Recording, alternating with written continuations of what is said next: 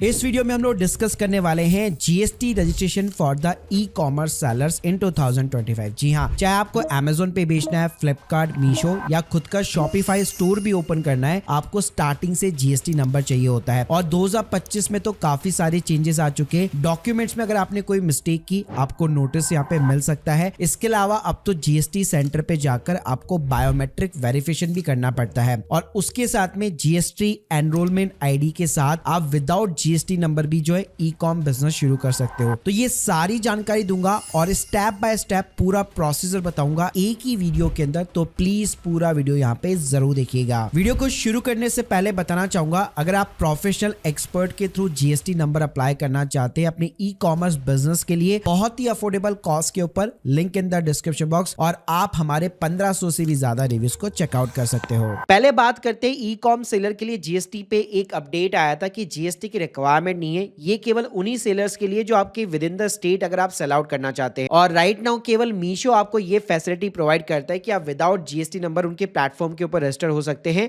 और केवल same state के अंदर आप सेल कर सकते हैं। लेकिन ये आपको मैं बिल्कुल भी रिकमेंड नहीं करूंगा, क्योंकि यहाँ पे आपको एक रेगुलर जीएसटी नंबर नहीं चाहिए होता है, सिंपली एक एनरोलमेंट आईडी चाहिए होती है। लेकिन उसके बाद में फ्यूचर में अगर आप जीएसटी के लिए अप्लाई करना चाहते हो तो वो प्रोसेस जो है कॉम्प्लेक्स हो जाता है।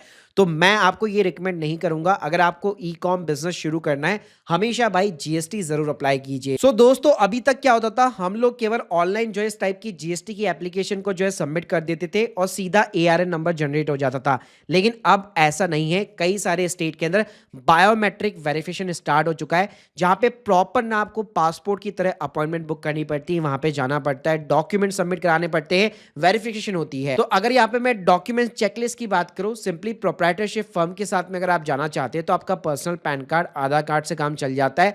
आधार नंबर ध्यान रखिएगा आपके मोबाइल नंबर के साथ में लिंक होना चाहिए, क्योंकि ओटीपी आता है। पासपोर्ट साइज फोटोग्राफ चाहिए होगा और मेन इंपॉर्टेंट यहाँ पे प्रूफ लगता है, प्रूफ ऑफ द एड्रेस, जिसी के बेसिस पे कई सारे 99% जीएसटी रिजेक्ट हो जाते हैं। तो यहाँ पे आपको रेंट एग्रीमेंट हो गया, प्रॉपर्टी टैक्स की रिसिप्ट हो गई, इलेक्ट्रिसिटी बिल, म्युनिसिपल खाता कॉपी, या फिर अगर आप कहीं रेंटल प्रीमाइस पे रह रहे हैं तो एनओसी भी यहाँ पे स्टैम्प पेपर पे चाहिए होती है। इसके अलावा अगर कंपनी एलएलपी पार्टनरशिप फॉर्म है तो ऑथराइजेशन लेटर चाहिए होता है। और कई स्टेट के अंदर जहाँ पे प्रोफेशनल टैक्स रजिस्ट्रेशन एप्लीकेबल होता है, वहां पे जीएसटी के पहले आपको ये रजिस्ट्रेशन लेना पड़ेगा, उसके बाद में जीएसटी आपको अप्लाई करना है। तो देखिए, अगर मैं स्टेप्स की बात करूं, पहले अभी आपको मैं लाइव जो है बताऊंगा जीएसटी की वेबसाइट के ऊपर एप्लीकेशन कैसे आपको यहाँ पे फाइल करनी है। उसके बाद में हम लोग आधार का ऑथेंटिकेशन करेंगे, उसके बाद में आपका एआरएन नंबर जनरेट हो जाता है। लेकिन जिन स्टेट के अंदर बायोमेट्रिक वेरिफिकेशन एप्लीकेबल है, वहां पे मैं आपको बताऊंगा कि सेंटर के ऊपर आपको बुकिंग कैसे करनी है, कैसे आपको अपना स्लॉट चूज करना है, वहां पे जाके आपको अपने डॉक्यूमेंट्स को कैसे वेरीफाई कराना होता है, फिर एआरएन नंबर जनरेट होता है। जब ये सारी चीजें हो जाती है, फिर दो आउटकम निकलेंगे। या तो आपका जीएसटी ऑफिसर जो है वो अप्रूव कर देगा एप्लीकेशन को और आपकी लॉगिन डिटेल्स जो है ईमेल के ऊपर आपको मिल जाती है, या फिर आपकी एप्लीकेशन के ऊपर क्वेरी रेज कर देगा एडिशनल डॉक्यूमेंट्स के लिए। तो उसका भी जवाब कैसे देना है, इस वीडियो के अंदर अंत तक जरूर बने रहिएगा, पूरा प्रोसीजर बताऊंगा। और इसके अलावा कई लोगों के माइंड में डाउट रहता है कि गवर्नमेंट की यहाँ पे क्या फीस रहती है, क्या कॉस्ट रहती है। मैं बताना चाहूंगा, गवर्नमेंट की कोई भी चार्जेस नहीं है, निल चार्जेस है। बाकी अगर आप किसी एक्सपर्ट को इस चीज के लिए हायर करते हैं तो डेफिनेटली आपको एक प्रोफेशनल फीस बियर करनी पड़ती है। तो देखो गाइस, सबसे पहले क्या करना है, सबसे पहले आपको जीएसटी पोर्टल के ऊपर आना पड़ेगा और यहाँ पे आपको एक टेम्परेरी जो है आईडी यहाँ पे बनानी पड़ेगी। तो आपको सर्विस वाले टैब के अंदर जाना है। रजिस्ट्रेशन के अंदर आप देख सकते हैं न्यू रजिस्ट्रेशन का ऑप्शन आपको देखने को मिल जाता है। अब गाइस, सबसे पहले यहाँ पे न्यू रजिस्ट्रेशन के अंदर आपके सामने बहुत सारे ऑप्शन आएंगे, लेकिन आपको हमेशा जो है फर्स्ट ऑप्शन जो है टैक्स पेयर वाला वही सेलेक्ट करना है। यहाँ पे थर्ड नंबर पे, यहाँ पे फोर्थ नंबर पे आप देखोगे तो टैक्स कलेक्टर ई कॉम दिया हुआ है, उसको भाई गलती से सेलेक्ट मत कर लेना, हमेशा टैक्स पेयर सेलेक्ट करना। उसके बाद में सिंपली गाइस आप अपना स्टेट सेलेक्ट कीजिए, आप अपना डिस्ट्रिक्ट सेलेक्ट कीजिए। उसके बाद में legal name of the business, तो देखिए एज ए प्रोप्राइटर अगर आप अप्लाई कर रहे हैं तो आपका जो पर्सनल पैन कार्ड पे नाम है ना, वही आपका legal name of the business होगा। ये ट्रेड नेम नहीं है, ध्यान रखिएगा, ये आपका पर्सनल नेम जाएगा जो एग्जैक्ट पैन कार्ड के ऊपर मेंशन है। तो आपको वही नेम यहाँ पे डालना है और अपना पैन नंबर डालना है, ईमेल एड्रेस डालना है, मोबाइल नंबर डालना है और नीचे कैप्चा कोड दिया हुआ है, उसको डाल करके आप सिंपली सबमिट कर दीजिए। तो गाइस, जैसे आप ये चीजें करते हैं तो आपका एक TRN number, temporary reference number basically जो है जनरेट हो जाता है। वैसे गाइस, इसके ऊपर मैंने डिटेल एप्लीकेशन के ऊपर ऑलरेडी वीडियो क्रिएट किया हुआ है, लेकिन एक बार फिर भी मैं ई कॉम के लिए स्पेशली यहाँ पे समराइज कर देता हूँ। अब गाइस, जैसे यहाँ पे आप टीआरएन के साथ में लॉगिन करेंगे, एक्शन के अंदर जाना है, मतलब ड्राफ्ट करनी है आपको एप्लीकेशन। ऊपर देखेंगे एप्लीकेशन खुल जाती है, वन बाय वन करके आप देखेंगे ऑलमोस्ट यहाँ पे 10 से भी ज्यादा टैब्स दी हुई है, सबको कंफर्म करना है। शुरुआत करते हैं सिंपली बिजनेस डिटेल्स के साथ। अब यहाँ पे आप देखेंगे legal name of the business में आपका पर्सनल नाम आएगा, क्योंकि मैंने बताया था एज ए प्रोप्राइटर हम लोग यहाँ पे अप्लाई कर रहे हैं, तो फर्म का नाम यहाँ पे आपको नहीं डालना है। लेकिन उसके नीचे अगर आप देखेंगे तो ट्रेड नेम देखने को मिल जाएगा, जहां पे आप अपना फर्म का नाम डाल सकते हैं। अब लोग यहाँ पे कंफ्यूज होते हैं क्या नाम डालूं, तो जो भी भाई आप अपने ई कॉमर्स का ब्रांड नेम रखना चाहते हैं, सिंपली आपको वो नाम पुट करना है। और एक और चीज बताना चाहूंगा, आप अपनी फर्म का नाम कुछ भी रख सकते हैं XYZ, और उसके अंदर आप मल्टीपल ब्रांड्स को रन कर सकते हो, उसमें कोई दिक्कत नहीं है। यानी लेट्स सपोज जैसे आपने XYZ एंटरप्राइज अपनी फर्म का नाम रख दिया, लेकिन उसके अंदर जो है आपने बहुत सारे मल्टीपल ब्रांड्स के नाम आप चला सकते हो। तो ये काफी कंफ्यूजन रहता है। ब्रांड का नाम अगर आपको सिक्योर करना है तो उसके लिए आपको अलग से ट्रेडमार्क वगैरह लेना पड़ेगा, लेकिन आप अपनी फर्म का नाम जो है यहाँ पे एज ए प्रोप्राइटर कुछ भी रख सकते हो, उसमें कोई दिक्कत नहीं है। तो एग्जाम्पल के लिए जैसे मैं यहाँ पे पटेल एंटरप्राइज रख देता हूं, फिर कॉन्स्टिट्यूशन ऑफ द बिजनेस पूछेगा तो एज ए प्रोप्राइटर हम अप्लाई कर रहे हैं, तो यहाँ पे आपको प्रोप्राइटरशिप यहाँ पे सेलेक्ट करना है, क्योंकि पर्सनल नाम पे हम लोग यहाँ पे अप्लाई करने वाले हैं। अब देखिए यहाँ पे एडिशनल ट्रेड नेम पूछेगा, तो ई कॉम वाले गलती ये कर देते हैं कि अपने मल्टीपल 3-4 ब्रांड नेम यहाँ पे डाल देते हैं। आपको ऐसा बिल्कुल भी नहीं करना है। मैंने बताया जैसे फर्म का नाम आप कुछ भी यहाँ पे रख सकते हैं, फिर आगे फर्दर जो है आप अपने मल्टीपल ब्रांड्स को यहाँ पे रन कर सकते हैं। उसके लिए आपको अलग से ट्रेडमार्क लेना पड़ेगा, तो उसमें कोई इशू नहीं है। आपको अपना फर्म का नाम यहाँ पे जो है सोच समझ कर रखना है। फिर उसके अगर कई बार ये भी होता है कि फर्म का नाम भी सेम हो गया, ब्रांड का नेम भी एक ही ब्रांड है तो ब्रांड का नाम भी सेम हो गया, तो वो चीज भी आप डेफिनेटली यहाँ पे कर सकते हो। लेकिन एडिशनल ट्रेड नेम में आपको कुछ भी डालने की जरूरत नहीं है। फिर जो नीचे 2 ऑप्शन है कंपोजिशन वगैरह, उसको किसी को भी आपको अनेबल नहीं करना है। फिर रीजन पूछेगा क्यों आप रजिस्ट्रेशन के लिए अप्लाई करना चाहते हो, तो भाई उसका बेस्ट ऑप्शन है, अभी आपने जस्ट बिजनेस को स्टार्ट वगैरह किया है, तो यहाँ पे आप देख सकते हो selling through the e commerce portal भी दिया हुआ है,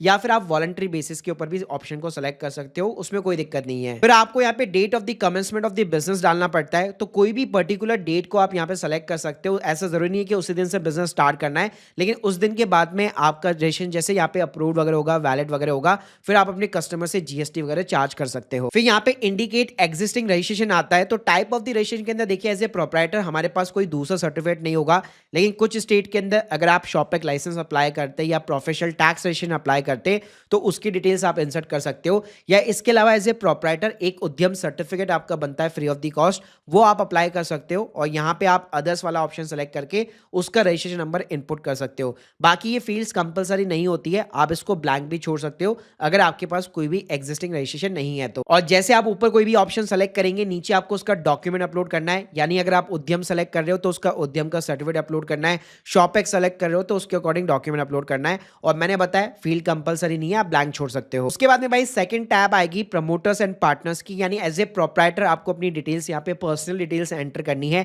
तो नेम ऑफ द पर्सन वगैरह ये सब आपको प्रीफिल मिलेगा। आपको अपने फादर का नाम डालना है, डेट ऑफ बर्थ डालनी है, अपना मोबाइल नंबर, ईमेल एड्रेस, आपका जेंडर वगैरह हो गया। और नीचे की साइड में डेजिग्नेशन में एज ए प्रोप्राइटर आएगा, डायरेक्टर आइडेंटिफिकेशन नंबर में कुछ भी नहीं डालना, are you citizen in India उसको आपको अनेबल करना है। फिर नीचे की साइड में आप देखोगे तो एड्रेस पूछेगा, और उसके अंदर आपको एक मैप दिया होगा और एक आपको मार्कर का यहाँ पे लोकेशन दिया होता है, जैसे स्विगी और जोमेटो के अंदर होता है। तो आपको अपनी लोकेशन को जो है पिन करना है। तो यहाँ पे क्या होता है, आपको उस मार्कर को ड्रैग करना होता है जहां पे भी आपकी लोकेशन है। जैसे आप उसको ड्रैग करोगे, अपने आप उसके कोऑर्डिनेट्स यहाँ पे जो है प्रीफैच कर लेता है। फिर आपका जो भी पर्सनल एड्रेस है जो आपके आधार कार्ड के ऊपर मेंशन है, वो आप डाल सकते हो। ध्यान रखिएगा यहाँ पे बिजनेस का एड्रेस नहीं डालना है, यहाँ पे आपको अपना पर्सनल एड्रेस डालना है, जो आपके मोस्टली आधार कार्ड के साथ में मैच होना चाहिए, या जो भी आप एड्रेस प्रूफ देना चाहते हो। और यहाँ पे लोगों की एक और कंफ्यूजन रहती है कि मैं किसी दूसरे स्टेट में रहता हूँ, दूसरे स्टेट के अंदर मैं बिजनेस शुरू कर रहा हूँ, तो उससे कोई प्रॉब्लम तो नहीं होगा। कोई प्रॉब्लम नहीं है, आप अपना यहाँ पे पर्सनल एड्रेस डालिए जहां पे भी आप रहते हो या जहां से भी आप बिलोंग करते हो सिंपली। और आप किसी और स्टेट के अंदर का बिजनेस कर रहे हो तो उससे भी कोई दिक्कत नहीं है। फिर नीचे की साइड में भाई आपको अपना पासपोर्ट साइज फोटोग्राफ अपलोड करना है। आप चाहो तो डायरेक्टली लाइव पिक्चर भी ले सकते हो, या अपना पासपोर्ट साइज फोटोग्राफ स्कैन करके यहाँ पे 100 KB के अंदर आप अपलोड करवा दीजिए। फिर यहाँ पे नीचे की साइड में यहाँ पे ऑल्सो ऑथोराइज सिग्नेटरी का एक ऑप्शन दिया हुआ है, तो इसको आपको यस करना है। ध्यान रखिएगा, क्योंकि आप ही प्रोप्राइटर हो और आप ही सभी चीज के ऊपर साइन वगैरह सब कुछ करने वाले हो, तो आप ही अल्टीमेटली जो है एक ऑथराइज सिग्नेटरी हो, तो इसको आपको अनेबल करना होगा। फिर नेक्स्ट स्टेप जो है आपकी ऑथराइज सिग्नेटरी की आएगी, तो आपने अपने आप को ही सिलेक्ट किया हुआ है, तो साइड डिटेल्स आपको स्क्रीन के सामने प्रीफिल्ड देखने को मिलेगी। आपको क्या करना है, जहां पे प्राइमरी ऑथराइज सिग्नेटरी दिया हुआ है उसको यहाँ पे आपको चेकबॉक्स करना है। यानी जैसे एक बार उसको आप चेकबॉक्स करोगे, आप अपने आप को as a primary authorise signatory यहाँ पे बना देते हो। उसके बाद में नेक्स्ट जो टैब मिलेगी वो ऑथराइज रिप्रेजेंटेटिव मिलेगी, तो आपको इसको ब्लैंक छोड़ना है, कुछ भी आपको भरने की जरूरत नहीं है, सिंपली आप सेव एंड कंटिन्यू कीजिए। उसके बाद में नेक्स्ट हमारा टैब सबसे भाई इंपॉर्टेंट टैब है, जो कि है बिजनेस का एड्रेस प्लेस डालने का। जी हाँ, तो जहां से भी आप बिजनेस शुरू कर रहे हैं, जैसे हम लोगों ने पर्सनल एड्रेस डाला था, मार्क किया था लोकेशन को, वैसे सेम आपको यहाँ पे करना है ताकि लैटिट्यूड लॉन्गिट्यूड अपने आप प्रीफिल हो जाए।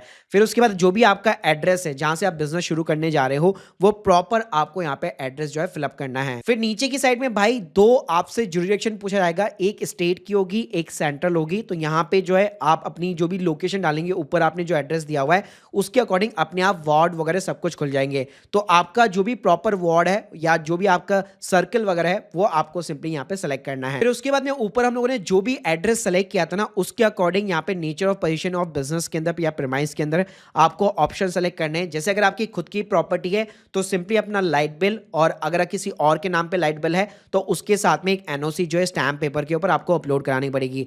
ऐसे मान लो अगर आपकी रेंटेड प्रीमाइसेस है तो यहाँ पे रेंटेड का ऑप्शन दिया हुआ है, तो वहां पे फिर आपको रेंट एग्रीमेंट भी अपलोड करना होगा। तो यहाँ पे आप देखोगे जो भी आप ऑप्शन सेलेक्ट करोगे उसके अकॉर्डिंग डॉक्यूमेंट्स अपलोड के अंदर आपको मल्टीपल ऑप्शन मिल जाएंगे, और एक बार के अंदर आप 2 डॉक्यूमेंट्स को आराम से अपलोड कर सकते हो। जैसे मान लो एक बार आपने इलेक्ट्रिसिटी बिल कॉपी अपलोड कर दी, फिर आप मान लीजिए प्रॉपर्टी टैक्स की रिसिप्ट या कोई भी एनओसी डॉक्यूमेंट अपलोड करना चाहते हो तो आप वो अपलोड कर सकते हो। फिर गाइस यहाँ पे आता है nature of the business activity. जी हाँ, तो यहाँ पे अगर आप ई कॉमर्स बिजनेस शुरू कर रहे हो, रिटेल का बिजनेस है यहाँ पे, तो रिटेल का सिंपली आप ऑप्शन सेलेक्ट कर सकते हो, या फिर होलसेल का भी कर सकते हो, मतलब मल्टीपल 1-2 भी कर सकते हो, जरूरी नहीं आपको एक ही करना है। तो उसके अकॉर्डिंग यहाँ पे आपको सिलेक्शन करना है। प्लस अगर आप एक मैन्युफैक्चरर हो तो वो भी आप सेलेक्ट कर सकते हो। उसके बाद में गाइस आता है additional place of the business. तो देखिए राइट नाउ आपको ये इंसर्ट करने की जरूरत नहीं है, लेकिन अगर आप Amazon FBA के ऊपर या फिर मान लीजिए फ्लिपकार्ट के जो सेंटर्स होते हैं, फुलफिलमेंट सेंटर, वहां पे अपना माल रखना चाहते हो, वहीं से अगर आप अपने माल को डिस्पैच वगैरह करना चाहते हो, तो इसके अंदर ना आपको उनका वेयर हाउस का एड्रेस डालना पड़ता है। लेकिन हाल फिलहाल आपको ये करने की जरूरत नहीं है। एक बार अगर आपका जीएसटी का रजिस्ट्रेशन हो गया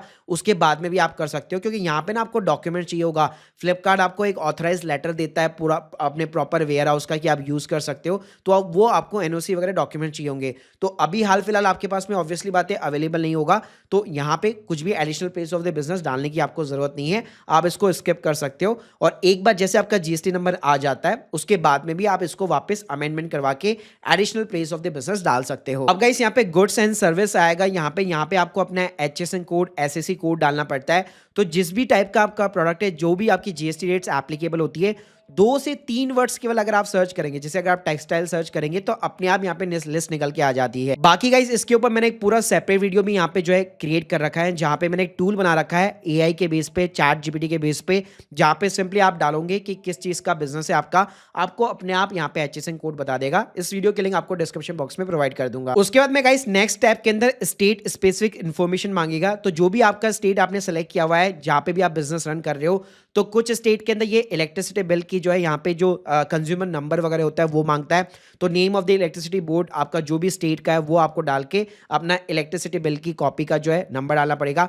कुछ स्टेट के अंदर प्रोफेशनल टैक्स एप्लीकेबल होता है, तो वहां पे अगर आपने वो सर्टिफिकेट लिया हुआ है तो वो उसका रजिस्ट्रेशन नंबर वगैरह आपको डालना पड़ेगा। फिर भाई नेक्स्ट स्टेप के अंदर आधार ऑथेंटिकेशन पूछेगा। तो यहाँ पे एज ए प्रोप्राइटर आपका पर्सनल आधार कार्ड एड्रेस डाला हुआ है, तो उसी को आपको ऑप्शन को यहाँ पे अनेबल कर देना, यानी यस कर देना है। और गाइस लास्ट में वेरिफिकेशन की टैब ओपन हो जाती है। सिंपली आप अपना नाम सेलेक्ट कीजिए, अपना प्लेस डालिए, नीचे सबमिट विद ईवीसी का ऑप्शन दिया गया है, एक ओटीपी आएगा, ओटीपी डाल के एप्लीकेशन को सबमिट करा दो। अब जैसे भाई आप एप्लीकेशन को सबमिट कराते हो ना, आपको ईमेल के ऊपर 5 से 10 मिनट का वेट करना है। उसके बाद में आपको इस टाइप का ईमेल मिलता है, hyper link for the authentication of the Aadhaar of the applicant, और इसके अंदर एक लिंक दी गई होगी जिसके थ्रू आपको वेरिफिकेशन करनी है। अब गाइस वेरिफिकेशन में क्या होगा, तो यहाँ पे सिंपली KYC होता है, आपको आधार नंबर सेलेक्ट करना है, अपना आधार नंबर डालो, आधार से जो भी मोबाइल नंबर लिंक होगा ओटीपी जाता है, ओटीपी डाल के आप अपनी KYC कंप्लीट कर सकते हो। और जैसे आप KYC कंप्लीट करोगे आपको 15 से 20 मिनट का वेट करना है। उसके बाद में एक और ईमेल आता है जिसमें आपका ARN नंबर जनरेट होगा, यानी इस नंबर के थ्रू आप अपनी एप्लीकेशन को ट्रैक कर सकते हो। लेकिन गाइस अब यहाँ पे जो है प्रोसीजर कई स्टेट के अंदर, मैक्सिमम स्टेट के अंदर चेंज हो चुका है, क्योंकि बायोमेट्रिक ऑथेंटिकेशन आ चुका है।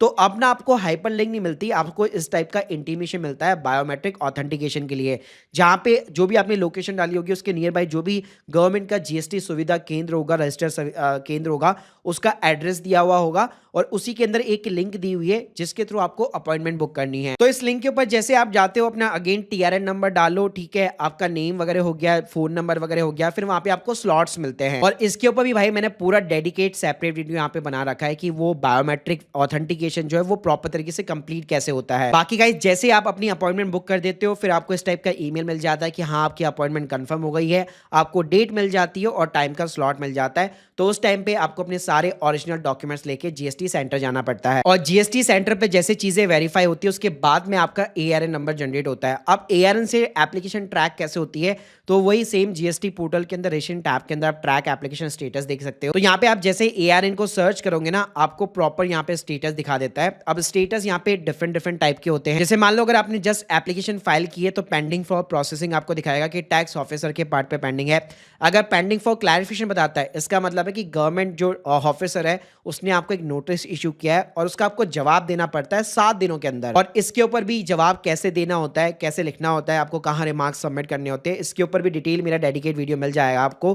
क्लैरिफिकेशन माय ऑनलाइन से ये सर्च कीजिएगा। और अगर आपका जीएसटी एप्लीकेशन अप्रूव हो चुका है तो सिंपली आपको अप्रूव दिखाने वाला है, और अगर आपका रिजेक्ट हुआ है तो सिंपली आपको यहाँ पे reject by the tax officer दिखाएगा। और गाइस जैसे सारी चीजें यहाँ पे कंप्लीट हो जाती है, अगर आपका एप्लीकेशन अप्रूव होता है तो आपको इस टाइप का ईमेल मिलता है, welcome to the GST family, जिसके अंदर आपका यूजर आईडी एंड पासवर्ड यहाँ पे मेंशन होता है। फिर गाइस सिंपली आप यहाँ पे अपने लॉगिन क्रेडेंशियल के साथ में जीएसटी पोर्टल के ऊपर लॉगिन कीजिए, यूजर सर्विस के अंदर जाइए और यहाँ पे आपको व्यू एंड डाउनलोड सर्टिफिकेट पे जाना है। और भाई फाइनली यहाँ पे आप जैसे क्लिक करेंगे आपका सर्टिफिकेट ऑफ रजिस्ट्रेशन जो होता है जीएसटी का वो प्रॉपर तरीके से डाउनलोड हो जाता है, जो आप फ्लिपकार्ट, मीशो या जहां पे भी आप रजिस्टर होना चाहते हैं वहां पे उनको उस कंपनी को आप प्रोवाइड कर सकते हो। तो गाइस ये था पूरा यहाँ पे स्टेप बाय स्टेप पूरा जीएसटी का यहाँ पे प्रोसेस। यहाँ पे थोड़ा सा कॉम्प्लिकेटेड यहाँ पे 2025 के बाद में जरूर यहाँ पे हो चुका है, क्योंकि बायोमेट्रिक वेरिफिकेशन भी स्टार्ट हो चुका है और उसके अलावा कई बार जो ऑफिसर्स होते हैं वो आपसे एडिशनल डॉक्यूमेंट्स वगैरह भी यहाँ पे मांगते हैं, स्टेट टू स्टेट डिपेंड करता है। तो अगर आपको एक प्रोफेशनल टैक्स एक्सपर्ट की यहाँ पे हेल्प की रिक्वायरमेंट है, link in the description box, आप हमारे रिव्यूज वगैरह चेकआउट कर सकते हो। बाकी अगर आप लोगों के कोई भी डाउट्स है कमेंट बॉक्स के अंदर जरूर बताइएगा, और जितनी भी चीजें मैंने आपको बताई है सारे supported links in the description box. Thank you guys, thank you very